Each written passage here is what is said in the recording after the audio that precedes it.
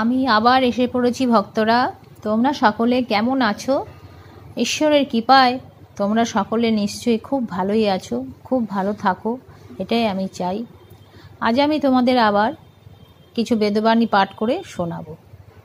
পাঠের আগেই আমি আমার গুরুদেব শ্রী রাম ঠাকুরের রাতুল চরণে শত সহস্র কোটি প্রণাম জানাই এবং আমার বাবা মায়ের চরণে শত সহস্র কোটি প্রণাম জানিয়ে আজ আমি এই বেদবাণী পাঠটি শুরু করছি।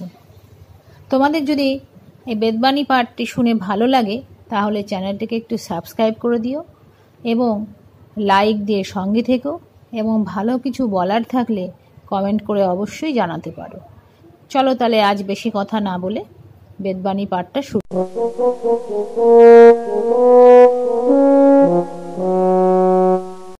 ভগবানের কর্ম। ভগবানের কর্ম করিতে কোনো চেষ্টা করিবার দরকার হয় না, তাহাকে পাওয়াই দরকার। এই ভাব হৃদয়ে জন্মিলে প্রাপ্ত হইয়া থাকে, বেদ বিধিতে পারে না। ভবিতব্য। জন্ম, মৃত্যু, বিবাহ সকলেই ভবিতব্য ঘটনা করিয়া থাকে। যস্মিন দেশে যৎ ভাবে যৎ দণ্ডে যৎ সময়ে যাহার যাহা হইবে তাহার তাহাই ঘটিবে, কেহই ব্যতিক্রম করিতে পারে না। ভবিতব্যই বিবাহ মিলনের কর্তা, তিনি যে বিধান করিবেন তাহাই হইবে। ভাগ্যং ফলতি সর্বত্র। ভাগ্য হইতেই লোকে ফল পাইয়া থাকে। অতএব জন্ম, মৃত্যু, বিবাহ ইহার কর্তা ভবিতব্য জানিবে। যেখানে যে আচারে যাহা ঘটিবে তাহা সেইভাবেই ভবিতব্য করিয়া থাকেন, ইহার ব্যতিক্রমের কাহারও শক্তি নাই। বিবাহ, জন্ম, মৃত্যু লোকের ভবিতব্য হইতে সম্বন্ধ হইয়া থাকে। যাহার যে ভাগ মিলন ঘটে ভবিতব্যই কর্তা জানিবে।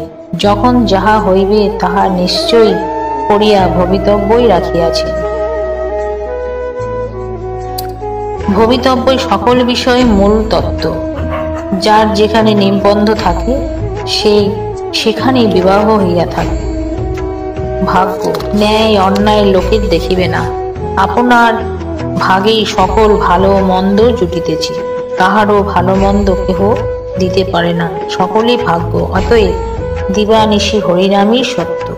ভাগ্যং ফলতি সর্বত্র। প্রকৃতির গুণ হইতে জাত কর্ম দ্বারা ভাগ্যবশত লাভ লোকসান আদি শুভাশুভ আবরণে সুখ দুঃখ ভোগ করিয়া থাকে। পরের কথায় কি সচক্ষে ব্যক্ত হইল তাহা বিশ্বাস না করিয়া কেবল আপন ভাগ্য কল্পনা করিয়া লইবে। যখন ভাগ্য প্রসন্ন হইবে তখন চতুর্দিক হইতে সকল বাধা অভিযোগ মুক্ত হইয়া পরম শান্তি প্রকট হইবে। কাহারও দোষ যদি কোনরূপে বুদ্ধির গোচর হয় তবে সেই দোষকে নিজের ভাগ্যলব্ধ বলিয়া জ্ঞান করিয়া লইতে হয়। যেমন আপন দণ্ডের দ্বারা আপন জীব কাটিলে কষ্ট হয়, অথচ কাহারও দোষ দেওয়া যায় না, সেই রূপে এই সকল উপস্থিত মিত্র অমিত্র দোষাদি বহন করিয়া লইয়া পরম শান্তি পাইয়া থাকে। যখন যাহা ভাগ্যবশত ঘটিবে তাহাই শির পাতিয়া বহন করিতে হইবে, নচেত এ সংসারের মায়ানাট হইতে উদ্ধার হইতে পারে না। পারত্য কুঞ্জ মানানি গীতা ধ্যান পরায়ণা। অতএব ভাগ্যে যখন যাহা ঘটিবে তা ভোগ ভিন্ন হয় হইতে পারে না। সংসার মায়াময়, ভালো মন্দ সুখ দুঃখে গঠিত। এই সকল তরঙ্গের আবরণে মুক্তির জন্য একমাত্র ধৈর্য ধরা বই আর কিছুই নাই। ভাগ্যং ফলতি সর্বত্র। ভাগ্য তো গতিকে সকলেই সম্মিলন হইয়া থাকে, তাহাতে ধৈর্যই পরম বন্ধু, কাহারও কোনো দোষ ও গুণ নাই। ভাগ্যে যাহা যাহা যার যার জন্য উপস্থিত হয় তাহা মঙ্গলেরই জন্য হইয়া থাকে, চিন্তা করিয়া ফল নাই। ভাগ্যে যাহা হইবে তাহার হাত ছাড়াইতে কেহ পারে না। স্ব স্ব ভাগ্যে ফল দিয়া থাকেন, ভাগ্যকে কেহ ত্যাগ করিতে পারে না। সাহস, বল, ভরসা ভাগ্য হইতে উৎপন্ন হইয়া থাকে। দেহ, গেহ, সমাজ প্রভৃতি সকলই ভাগ্যের ফলিত হয়। পৈতৃক বৃত্ত রক্ষা করার চেষ্টাই ধর্ম। ভাগ্যং ফলতি সর্বত্র।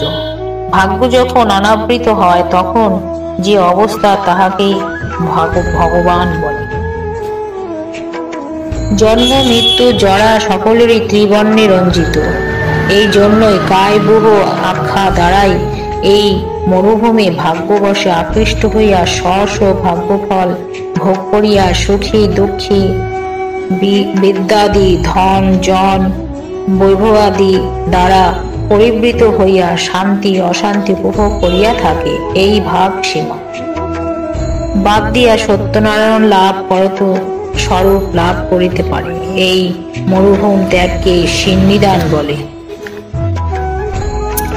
ইহা দিয়া সত্যলোকে যেখানে গেলে ফিরে না, সেই স্থান প্রাপ্ত হয়। ত্রিবিধ লোক পরিহাস হইয়া যায়। স্ব ভাগ্য অনুসারেই জন্ম মৃত্যু প্রভৃতি অবস্থা ঘটিয়া থাকে।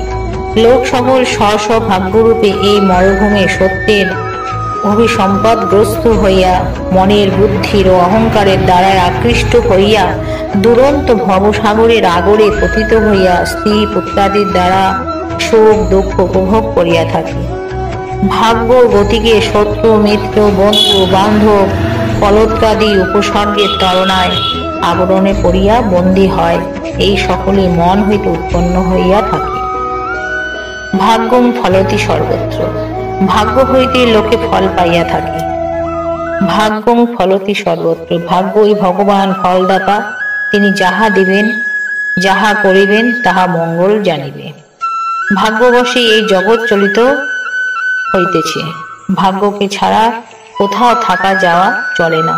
স্ব ভাগ্যে ফলদাতা জানিবে। ভাগ্যং ফলতি সর্বত্র, ভাগ্য সূত্রেই জীবগণের গতাগতি উপলব্ধি হইয়া থাকে। তাহার জন্য হর্ষ বিষাদের কিছু নাই। এই জগতে সকল প্রকৃতিরই ভাগ্য ভোগ দ্বারা আবদ্ধ হইয়া থাকে। প্রত্যেকেরই স্ব ভাগ্য অনুসারে চলিয়া থাকে। অতএব ভাগ্যই ফল প্রসূত হইয়া থাকে।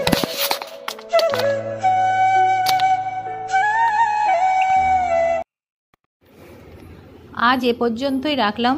আমি পরবর্তী আবার আসব, তোমাদের আমি আবার বেদবাণী পাঠ করে শোনাবো। তারপরে আমি কিছু ভক্তিমূলক গল্পও শোনাই, তোমরা সেই গল্পগুলোও শুনো। পরবর্তী আমি তোমাদের সেই গল্পগুলোও শোনাবো। সবাই ভালো থেকো, সবাই সুস্থ থেকো, এই কামনা ঈশ্বরের কাছে আমি করছি।